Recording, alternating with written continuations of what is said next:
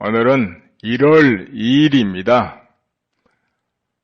소식은 뒤편에 전해드리고 앞에 요즘 갑자기 또 대선 이런 이야기가 나오니까 오늘은 한교안 대행 그리고 반기문 씨 이 두 분을 한번 살펴볼까 합니다. 여러분과 같이. 우선 한교안 씨 살펴볼까요? 한교안 대행 여러분 요즘에 잘 하고 있죠. 근데 한교안 대행은 정치를 하겠다, 대선에 나가겠다 이런 말 안 하고 있고 아마 하지 않겠다고 한 것 같은데요. 아직 뜻이 정해져 있지 않다 이렇게 보는 것이 옳겠습니다. 그런데 과연 한교안 대행이 만약에 정치를 하겠다 한다면 어떤 일이 벌어질까? 이걸 생각해 볼까 해요. 보통 공무원을 지낸 분들은 정치하고는 조금 안 맞습니다. 정치라는 것은 정말 거칠은 들판과 같아가지고 별의별 일 다 겪고 단련이 돼야만 정치할 수 있고 또 평생 그 길에서 죽고 그 길에서 살고 할 마음을 내야 정치할 수 있다는 거죠. 어떨 때는 얼굴에 철판 깔아야 정치되고 그런 거 아닙니까? 그런데 그에 비해서 공무원이나 이런 경우는 좀 곱게 순탄하게 이렇게 생활을 한 분들이라서 힘들다는 거죠. 그 풍파를 견디기가. 그런데 의외로 한교안 대행을 살펴보면 굉장히 내면이 강력하다는 거예요. 흔들림이 없고 또 능수능란한 부분이 있어요. 그게 왜 그런가 하니까는 아무래도 공안검사 오래 한 그런 힘이 아닌가 싶어요. 옛날에 고건 총리 같은 경우는 그냥 일반 공무원 했잖아요. 그런 경우는 곱게 참 순탄하게 사신 분이다 이렇게 봐야 되는데 아무래도 검사 그것도 공안검사이기 때문에 조금 아무래도 다르지 않겠는가 이런 부분이 있고 우선 용모로 보면 굉장히 곱고 그야말로 점잖합니다. 한국식 표현으로. 그래서 많은 사람들한테 호감을 줄 수 있는 그런 단정한 용모를 가지고 있습니다. 그래서 한편으로 좀 툭툭 튀는 맛, 좀 강한 카리스마 이런 것을 언뜻 느낄 수가 없죠. 이제 정치인은 그게 있어야 되고 한국인들은 그걸 좋아해요. 강력한 어떤 카리스마를. 근데 그런 부분이 적지 않냐 이러긴 하지만은 내면이 강하고 흔들림이 없고 부드러운 속에 강한 면모를 보여주기 있기 때문에 충분히 그걸 커버할 수 있다고 봐지네요. 그런데 정치라는 거 어떻습니까? 세력이 있어야 됩니다. 꼭 국민 지지만 가지고는 안 된다 이런 말입니다. 세력은 뭡니까? 같이 몇 년간이라도 생사를 굳건하게 같이 해줄 사람이 있어야 돼요. 그 세력이. 그럼 한국은 어떤 세력이 형성되어 있느냐 하면은 우선 강력한 세력이 좌익 세력, 그 다음에 범보수 우익, 애국 세력이라도 좋고 우익 세력, 그리고 기독교 세력, 그 다음에 군부 세력 이렇게 꼽을 수 있습니다. 당장에 나서서도 정권을 바로 잡을 수 있는 그 세력을 말하는 겁니다. 그 나머지도 다 있지만 이제 그 안에 포함이 된다고 보면 돼요. 흩어져 있는 건 세력이 아니거든요. 결집이 돼 있어야 됩니다. 결집된 세력이 한국에는 그 정도 된다. 이렇게 보면 되겠어요. 그래서 누구라도 대통령을 하게 되면 그 결집된 그 세력을 바탕으로 해야 안정이 된다는 거지요. 국민 지지만 가지고 하면 야갑니다. 그러면 그 세력을 어떻게 없느냐? 그 인연이 있어야 돼요. 무조건 내가 저 세력하고 손잡고 하련다 해가지고 되는 게 아니고 거기에 인연이 있어야 된다는 겁니다. 박정희 대통령은 누구하고 인연이 있었습니까? 군부죠. 선후배. 모두가 같이 오래 인연을 맺었습니다. 그럼 김대중 대통령 어떻습니까? 바로 민주화 세력, 거기하고 오래 형님 동생 인연을 맺었지 않습니까? 하루 이틀도 아니고. 이렇게 인연 맺은 세력이 있어야 된다는 거죠. 이명박 대통령은 어땠던가요? 마땅한 게 없었죠. 그렇게 깊이 인연 맺은 세력은 없었죠. 그러다가 보니까 기독교 세력을 바탕으로 정치를 했어요. 요직에 임명하고. 이와 같은 것이 필요하지요. 어딘가. 그런데 공평하게 한다고 화합을 한다고 하면서 공중에 떠버리면은 정치 안 돼요. 위험하지요. 그런 부분에서 황교안 대행은 어디에 인연이 있을 것인가? 당연히 검찰 계통에 인연이 있죠. 그 계통의 저변이 얼마나 넘느냐는 스타일에 따라 다를 겁니다. 좀 활발하게 활동을 하고 밝게 인연을 맺고 이해관계를 맺으면 저변이 좀 넓고, 그렇지 못하면 좀 얕고, 하지만 그래도 평생을 거기서 보냈기 때문에 그쪽의 연이 깊다 이렇게 보는 겁니다. 그 힘이 됩니다. 그 나머지로는 기독교 신자니까 기독교 세력과 같이 할 수 있어요. 요직에 맡겨놓고. 그러면은 옳고 그름을 떠나서 그걸로 하나 결집되거든요. 옳으니 그런지 잘하니 못하니로 가는 건 얼마 못 가기 때문에 위험하고요.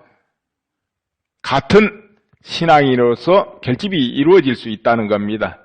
그리고 또 하나, 애국 세력하고 같이 갈 수 있어요. 그건 뭐냐면은 애국 세력은 옳고 그름 떠나서 국가의 이익이 되고 국가 안보의 이익이 되고 나라에 도움이 된다면 헌신하려는 준비가 돼 있어요. 마음으로. 그 뜻이 일치된다면 같이 밀어서 일하려는 마음 준비가 돼 있다 이 말입니다. 어떤 서로 평상시에 왕래 없었어도. 그래서 그 두 세력을 바탕으로 할 수 있는 그런 바탕이 됩니다. 그래서 큰 무리가 없을 것 같아요.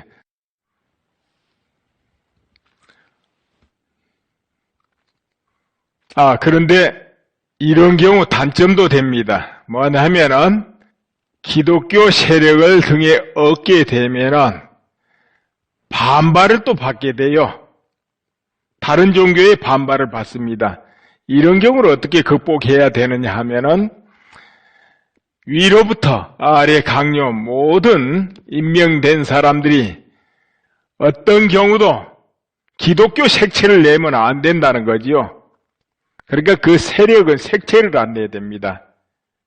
오직 국가를 위해서 튼튼하게 자기 소임을 다할지언정 색깔을 내면 안 되는데, 자기도 모르게 신앙심 앞세우다 보면은 그 색깔을 많이 낼 수가 있어요. 이거 굉장히 주의해야죠. 그렇지 않으면은 대형 반발이 따르게 됩니다. 그러면은 일을 잘하고도 그리치는 일이 벌어져요. 그래서 그것이 단점이 될 수도 있기 때문에 이 부분을 잘 하면은 반발을 받지 않으면서 되지요. 특히나 그럴 우려가 있다 되면은 표를 안 찍게 됩니다. 그럼 당선되는데 무리가 따르죠? 어렵게 돼요. 특히 불교도들은 대체로 범보수 성향을 띱니다. 그런데 그들이 응당 황교안 대행이 후보로 나왔을 때 찍어줘야 될 텐데 만약에 종교 성향이라 안 찍은다 그래 보세요. 그렇게 되면 당선되기 어렵죠? 그렇기 때문에 그 부분을 이제 분명히 하는 거, 이것이 황교안 대행한테 필요하다. 또 그를 보좌할 사람도 반드시 그걸 주의해야 된다. 이런 부분이 있고, 또 한 가지 단점, 그건 뭐냐? 군대를 안 갔다 왔다 하고 공격을 받을 거예요. 그러나 그것이 정당하게 합법으로 빠졌으면 큰 문제는 안 되죠. 왜냐하면 이해창 씨가 아들로 인해서 공격을 받고 당선이 안 됐잖아요. 뒤에 무혐의가 되고, 물론 그때 버스는 지나가 버렸죠. 그래서 그런 사태 사건을 국민들이 잘 알기 때문에 그때와 같은 풍파는 일어나지 않을 것이다. 무사히 넘어갈 것이다. 이렇게 봅니다. 그럼 현재 인기가 없지 않냐 하지만은 그 인기는 삽시간입니다. 예전에 문재인 씨가 민주당의 대선 후보로 나왔죠. 그때 민주당입니까? 무슨 당입니까? 당이 여러 번 바뀌어서 좀 헷갈립니다. 그럴 때 대선 후보 될 때 어떻게 됐습니까? 갑자기 인기 올라가면서 된 거예요. 인기라는 건 만들면 됩니다. 또 국민이 필요에 의해서 선택하는 거라서요. 순간에 뒤집혀요. 그래서 저 1년 전에 2년 전에 인기는 없다고 되는 거 아닙니다. 그런 거. 그렇게 보면은 앞으로 점차 시간이 지나가면서 한교안 대행은 오히려 반기문 씨를 훨씬 능가해버릴 날이 올 것 같아요. 내 짧은 견해로 볼 때는 그렇다 그겁니다. 이제 그렇게 되려면은 현재 새누리당이 제대로 자리를 잡아야 되겠죠. 제대로 색깔을 분명히 하고 나라를 사랑하는 의원들이 더 똘똘 뭉치고 거기에 친박도 결집하고 나갈 사람 나가야 되겠지만 이렇게 딱 하고서 숫자가 적든 말든 외부 확장을 합니다. 외부 인사를 끌어들여서 좀 재탄생하는 모습을 국민 앞에 보여줍니다. 그러면 정당 지지도도 반드시 올라가고 작품이 되리라 봐져요. 상승작용을 같이 일으킬 것이다. 이렇게 봐지는 겁니다. 그러나 그렇게 되려면 새누리당이 친박이란 테두리도 좀 벗어나고 외에는 확장을 해가지고 재창당하는 모습을 보여주면서 이름이야 애국시민당 하든지 애국당 하든지 뭔 당을 하든지 그건 알아서 할 일이고요. 그렇게 하면은 기존 지지자들이 모두 결집을 하고 오히려 중도까지 흡수가 가능하다 이거죠. 그런데 중도를 흡수한다는 명분으로 좌클릭을 한다든지 중도 코스피를 한다든지 이러면 안 돼요. 그럼 집토끼도 놓쳐버려요. 산토끼, 집토끼. 그리고 지금은 그럴 때가 아닙니다. 지금은 중도는 있으면 안 돼, 이 상황에서는. 지금 국가가 누라는 위기인데 중도가 있으면 되겠습니까? 중도는 비겁자일 뿐입니다. 완전히 뜻을 분명히 하고 선을 딱 정해야 돼요. 모두가. 뒤로 관망하면 안 돼요. 우리 국회의원님들도 관망할 때 아닙니다. 지금은 선 분명히 해야지. 나는 중립이야. 그러고 있으면 안 돼. 스스로 돌아보면 비겁해서 그런 거 아니에요? 그러니까 그런 거 치우고 정확히 나가면은 분명히 어떤 작품이 된다는 거죠. 그렇다면은 출마를 할 수 있나? 이거는 선관위에서 유권 해석이 공직자가 30일 전에 사퇴를 하면 출마 가능하다 그렇게 내렸으니까 그래 하면 되겠네요.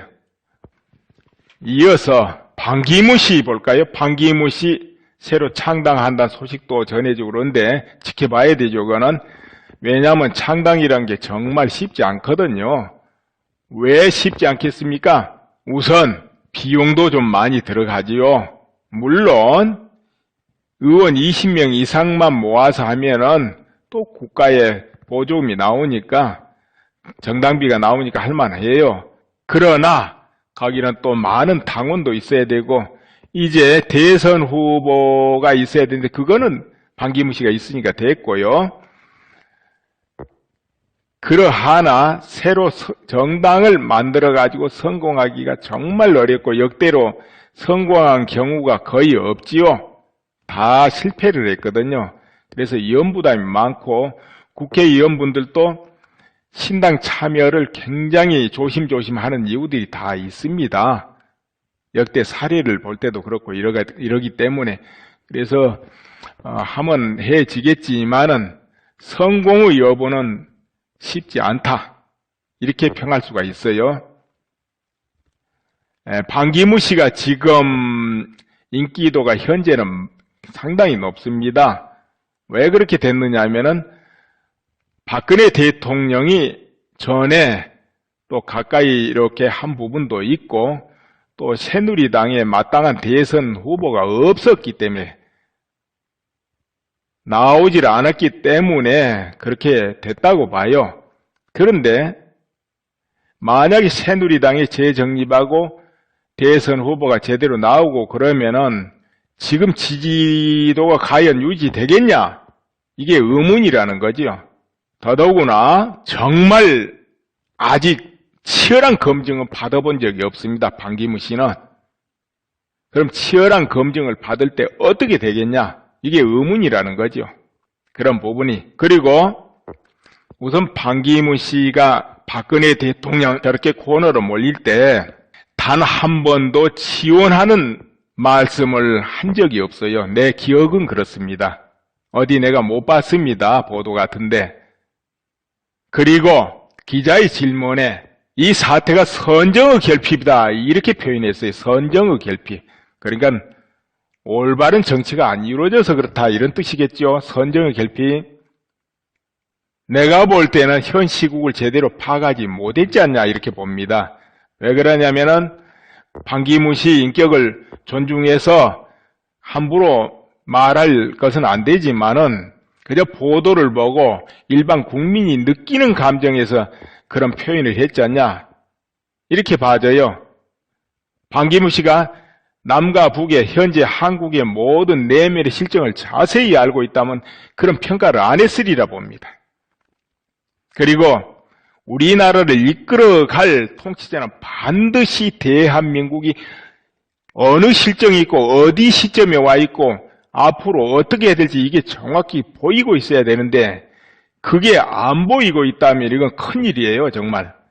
근데 선정의 결핍 이렇게 말 나왔을 때 그것이 안 보이고 있지 않냐 이렇게 봐지고요. 또 그 순간에 박근혜 대통령하고는 뭔가 멀어져 버리지 않냐 이렇게 봅니다.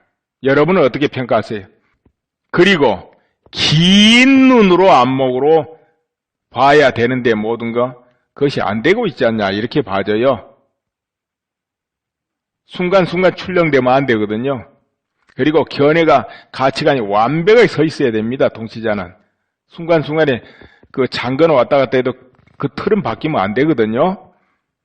그러니까 이념, 사상 모든 면에서 그와 같이 돼야 되겠죠. 당연히 경제, 정치 모든 걸 바라보는 눈도 그렇고 흔히 자클이 우클이 되면 안 돼요. 특히나 대혼란기에는 굉장히 위험하죠. 평화로울 때는 그래도 됩니다. 그러나 혼란기에는 정말 위험한 거죠. 과연 인기가 계속 유지될까 의문이 가고 만약 대선 후보로 나오면 어떻게 나올까? 신당 창당을 해서 나온다 하지만 조그만 당으로 대선 후보 나온다. 가망이 없죠. 그렇다면 적어도 현재 계보신당입니까? 비바 같이 해야 되지 않을까? 이렇게 봐져요. 더 나아가서 뭐 하면은 국민의당하고도 이렇게 영호남 이런 명분으로 이렇게 할 수가 있습니다. 근데 과연 국민의당하고는 비박하고는 어떨까요? 안 어울릴 게 없겠죠? 국민의당 입장에서는 과연 반기문 씨를 받아들일까요? 그것도 가능성이 있습니다. 왜 있느냐 하면은 사실 국민의당은 주요 결정마다 더민주와 같은 쾌를 했어요. 평상시에는 아니다 서로 다투고 이런 모습도 보이고 또 의석수 확보를 치열하게 다투기도 하지만은 주요 순간에는 같이 합니다. 한 집안 같이. 그러면은 또 서로 대선 때 표를 갉아먹겠다 싶으면 또 단일화하자 이렇게 할 그런 입장이다 이거죠. 그런데 반기문 씨를 받아들인다? 왜 받아들이겠습니까? 받아들여서 반기문 씨가 당선돼도 나쁠 게 없잖아요. 왜냐? 충분하게 국민의당은 자기들이 바라는 것을 실천할 수가 있어요. 반기문 씨가 되면은. 그 밑에서 모두 장악해서. 그러니까 나쁘지 않죠? 또 반기문 씨가 안 돼도 교수표를 뺏어와 가지고 문재인 씨가 당선된다 가정해보세요. 그래도 크게 나쁠 게 없다고 보는 거죠. 그럴 수 있기 때문에 영호남 합 이래 가지고 반기문 씨를 추대해서 할 수 있는 가능성이 열려있다고 나는 봅니다. 또 반기문 씨가 새누리당으로 영입될 수도 있어요. 지금 거기 새누리에 충청권 의원들이 많습니다. 그럼 뭔가 지금 친박 강성을 누르고 이렇게 정지 작업하는 느낌도 들잖아요. 그렇게 될 수 있어요.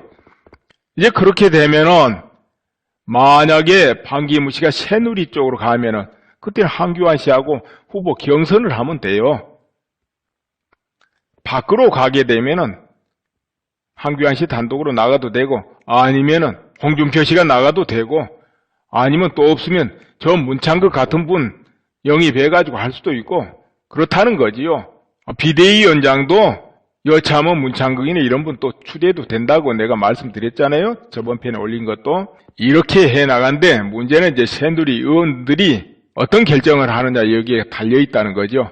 새로 재창당 차원으로 모든 애국 인사를 이렇게 나라를 사랑하는 분들을 끌어들이면서 당을 외연을 확대해 나가면서 이렇게 하면 새누리에서 나온 대선 후보가 대선에 승리할 수 있고 또 총선에도 승리할 수 있고 보선도 승리할 수 있다. 네, 그렇게 본다는 것입니다. 여러분은 어떻게 보십니까? 지금까지 한교안 대행과 반기문 씨에 대해서 잠깐 언급을 했습니다만은 여기서 조금 보충을 한다면 한교안 대행이 대선에 출마하려면 반드시 동기부여가 필요하지요. 그분은 애국심이 강하다. 이건 의심의 여지가 없어요. 여러 면으로 이렇게 볼 때. 그런데 내가 정치를 해야 될 동기가 분명해야 됩니다. 나의 일신을 위해서 정치한다. 부귀를 위해서 한다. 그러면은 그런 분은 안 하기가 쉽습니다. 그러나 이 혼란기에 내가 국가를 위해서 헌신해야 되겠다. 국가를 굳건하게 살려야 되겠다. 다른 거를 내가 희생하더라도 이런 굳건한 마음이 서면은 잘하리라고 봐집니다. 그런데 그런 마음이 없으면은 거칠은 그 정치에 뛰어들 수가 없는 거지요. 이제 이런 부분이 있고요. 반기문 씨에 또 덧붙인다면은 반기문 씨는 오랫동안 외교 무대에서 이렇게 살아온 분입니다. 정치하고 좀 성향이 아주 다른 거죠. 그리고 이분의 정치 철학이 뭘까? 의문을 많이 가집니다, 실제로. 그리고 기자가 새누리당에 입당하려는가 하는 식의 질문을 던진 게 있었죠. 그런데 반기문 씨는 정치는 혼자 한 것이 아니다 이러면서 발을 빼는 모습을 보입니다. 그러니까 이제 반기문 씨 성향이 여기 보이는데요. 관망을 하고 이렇게 하는 것입니다. 아무튼 그래서 재창당 쪽으로 마음을 이렇게 굳혔는지 모르지만 그건 지켜봐야 될 것 같습니다. 그래서 이런저런 걸 볼 때 과연 이 난국에 굳건하게 이 대한민국을 딱 바로잡고 나가실 수 있겠냐? 여기에 의문부가 붙어요. 자칫하면은 정권이 좌로 넘어간 것 같은 그런 형국이 되지도 않을까? 될 수 있지 않을까? 이런 의문이 생깁니다. 물론 그분이야 그런 마음이 아니겠지만 이건 정말 선을 분명히 할 때거든요. 목숨 걸고 애국심으로 무장하고 나라를 굳건히 지켜야 되는 시점이 됐기 때문에 이런 말씀 드리는 겁니다. 두 분에 대한 말씀은 이걸로 끝내고요. 이 두 부분, 지금 두 분을 이렇게 대충 평가를 한번 해봤어요. 우리 국민들이 또 알아서 판단을 하시겠죠. 지금부터는 간단 소식을 알려드릴까 합니다. 먼저 탕기국, 지금 탕기국이라는 것은 태극기 시위를 주도하는 단체입니다. 여기에서 장민성 씨가 보신각 그쪽에서 폭행을 당했어요. 그래서 지금 고발을 해놓고 그런 것 같은데요. 여기 장민성 씨 인터뷰가 나왔네요. 그 뭐냐면 이 장민성 씨는 대사모 대표인데 31일 날 보신각 타종 행사 쪽에 갔다가 망치로 얻어맞은 것 같아요. 이렇게 말해놨네. 태극기와 떼촛불 행렬이 한테 뒤엉키면서 혼자 고립된 상태에 있었다. 그러니까 그 총각에 접근하면서 그렇게 됐는가 봐요. 탕기국 홍보 차량 안에 있었는데 밖에서 북조선 혁명 완성, 인민공화국 만세, 이석기 석방 등을 외치는 목소리가 들려 차 밖으로 나왔다. 아마 그때 행렬들이 그걸 외치고 있었는가 보죠. 그런데 촛불 집회 참가자들로 추정되는 사람들이 내게 다가와 일당 얼마 받고 나왔느냐 시비를 걸었다. 상대를 안 하고 차량에 들어가려는데 뒤에서 누군가가 저놈 장민성이다, 저놈 죽여라고 외쳤다는 거죠. 그리고 나서 차 유리가 깨지고 끌려 나와서 온몸 구토당하고 망치를 막다가 보니까 팔이 다치고 그리고 폭행을 막 했다는 거죠. 여러 사람이. 어두우니까 누가 했는지 알 수도 없는 거겠죠. 주변에 교통경찰이 있었는데 처음에 제지를 하지 않다가 차 유리창이 깨지고 집단 폭행을 하니까 다가와 가이드를 막아선 것 같다. 이렇게 인터뷰를 했네요. 이런 경우는 그 주변에 카메라가 수도 없이 있었을 테니까 경찰이 수사를 하면은 그 누가 폭행하고 이런 건 다 결국 드러나고 또 체포할 수 있겠지요. 그러나 당사자는 그 상황에서 누가 누군지 모르겠죠. 이것이 31일 날 일어난 사건의 하나입니다. 그리고 하태경 의원이 최순실 돈 풀려 이 태극기 집회에 많은 사람이 참여한다는 식으로 TV조선에서 말한 적이 있죠. 그로 인해서 당기국에서 명예훼손으로 고소를 한답니다. 형사고소를 하네요. 그래서 지금 공지를 해놨습니다. 당기국의 주요 인사들은 1인당 손해배상액을 100만원에서 1000만원, 당기국에 후원금을 내신 분들, 후원하신 분은 1인당 10만원에서 100만원, 당기국 행사에 참석하신 분은 누구나 1인당 만원에서 10만원의 손해배상을 요구할 것 같네요. 형사고소지요. 이제 집단소송인데 각자 구비에 대해 서류가 있으니 법무법인 가서 구비 서류를 전달하고 당기국에서 모든 걸 주도하고 또 거기서 선임한 변호사가 알아서 대리소송을 하는가 봅니다. 그러니까 이제 여기 참가할 사람들은 서류만 딱 내던지면 그 다음부터는 모두 변호사들이 알아서 한다는 것이지요. 이렇게 공지를 해놨네요. 그리고 1월 7일 날 8차 박근혜 대통령 탄핵 무효 태극기 집회가 어디서 열리느냐 하면은 강남 무역센터 앞에서 열린답니다. 지금 시간이 나와봐야 알겠지만 또 2시부터 이렇게 하려는지 모르겠네요. 저번에 시청 앞에 하듯이. 근데 아직 시간은 확실치 않고요. 그런데 그때 개신교 목사님들 1000여 명이 목회자 복장하라고 앞장선다고 그래요. 그리고 2000여 명의 성가대도 뒤를 따른다고 그럽니다. 곧 이 말은 개신교에서 정식으로 탄핵무효 대열에 동참했음을 의미하는 겁니다. 또 일설에는 스님네들 1000명도 참여한다 이런 말도 있지만은 그건 확인은 안 되네요. 그리고 31일 날도 그때 시청 앞 행사 때 해병대 전국 총연맹입니까? 거기서 시국선언이 있었다고 하죠. 그리고 그 전날은 ROTC 19만 장교단이 시국선언을 했고요. 이렇게 속속 뜻을 발표하고 있습니다. 근데 이 종교가 굉장히 어떤 사태에 민감합니다. 왜 그런 줄 아세요? 이것이 안보와 직결된다 하고 어떤 자경 세력의 움직임이 감지된다 하면 종교는 굉장히 민감해요. 종교 세력들은. 과거 역사 때문에 그렇습니다.